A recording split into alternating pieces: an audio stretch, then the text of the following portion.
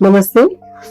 आज हम लोग बात करेंगे reversible causes of renal failure. मतलब कि कभी कभी सबको आश्चर्य होता है कि किसी की क्रिएटिनिन 10 हो गई, 12 हो गई, और कभी डॉक्टर डायलिसिस की भी सलाह देते हैं। फिर धीरे धीरे अचानक से उसके गुर्दे ठीक हो जाते हैं, उसकी क्रिएटिनिन नॉर्मल आ जाती है और वो बिल्कुल स्वस्थ हो जाता है ऐसा व्यक्ति। तो ऐसे कौन कौन से कारण होते हैं जो रिवर्सिबल होते हैं, जिसमें हमारी किडनी इंजरी तो होती है मगर कंप्लीट रिकवरी हो जाती है।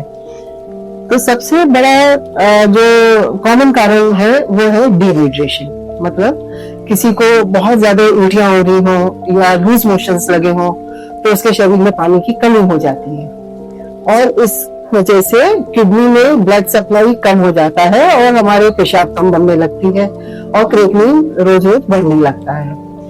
तो हम लोग क्रिएटिनिन का इलाज नहीं करते हैं, उसमें उसकी वॉल्यूम रिप्लेस करते हैं, उसका जो डिहाइड्रेशन है उसको ठीक करते हैं और फलस्वरूप किडनी भी अपने आप ठीक हो जाती है या हेल्दी हो जाती है। मगर ये स्टेज किडनी की परमानेंट इंजरी से पहले अगर हो तो उस व्यक्ति को पूरा लाभ मिलता है और उसके गुर्दे पूरी तरह से स्वस्थ हो जाते हैं। ऐसे ही जो दर्द निवारक दवाइयां खाते हैं, ज्यादातर महिलाओं को ये समस्या होती है, उनके गठिया होता है, ऑस्टियोआर्थराइटिस होती है और वो तरह तरह की दवाइयां दर्द के लिए लेती रहती है, ओवर द काउंटर मेडिकेशंस लेती रहती हैं, जैसे कि आइबुप्रोफेन, निमेसुलाइड, डाइक्लोफेनेक, ये अलग अलग ब्रांड्स की दवाइयां हैं और कई लोगों की दवाइयां वो दिन में कई बार ले लेती, तो उनके गुर्दों पर बुरा प्रभाव पड़ता है और क्रिएटिनिन बढ़ने लगता है।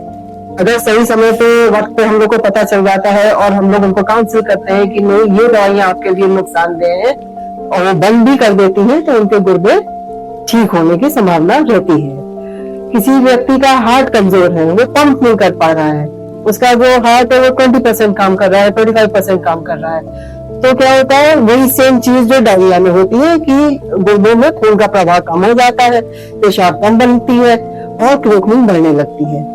तो अगर हम लोग हार्ट को मजबूत कर दें तो हमारे गुर्दे स्वतः ठीक हो जाते हैं। या फिर पथरी की बीमारियां होती हैं, गुर्दे में स्टोन होते हैं, ज्यादातर लोग सोचते हैं कि स्टोन है, हमें दर्द नहीं हो रहा है तो हमें उसके लिए कुछ नहीं करना चाहिए, या फिर उसके लिए आयुर्वेद जड़ी बूटियां और तमाम तरह के दवा खाते रहते हैं कि पत्थर गल जाएगा। तो पहले तो पत्थर गलता नहीं है, वो पत्थर तो पत्थर है, वो किसी भी दवा से नहीं गल सकता है।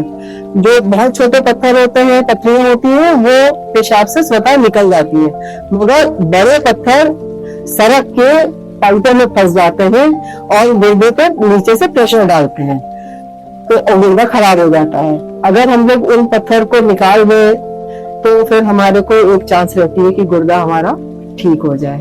या जैसे बुजुर्ग मरीज होते हैं, 60 साल से ऊपर के होते हैं, उनको मेल्स में प्रोस्टेट की समस्या हो जाती है, पेशाब पूरी तरह से खाली नहीं होती है ब्लैडर से और ब्लैडर भरता रहता है, उसी से बैक प्रेशर चेंजेस आते हैं और हमारी किडनी इफेक्ट हो जाती है, क्रिएटिनिन बढ़ने लगती है।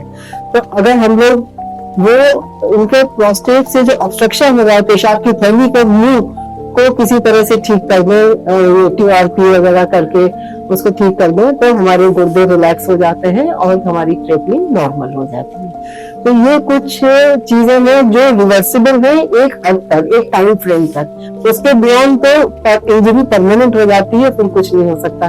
तो टाइमली इनको हम लोग देखें, सोचे, समझे और इन समस्याओं का निवारण करके हम अपने गुर्दों को बचा सकते। अब नया साल भी आने वाला है, 2025 हमारे अंतिम पड़ाव पे है।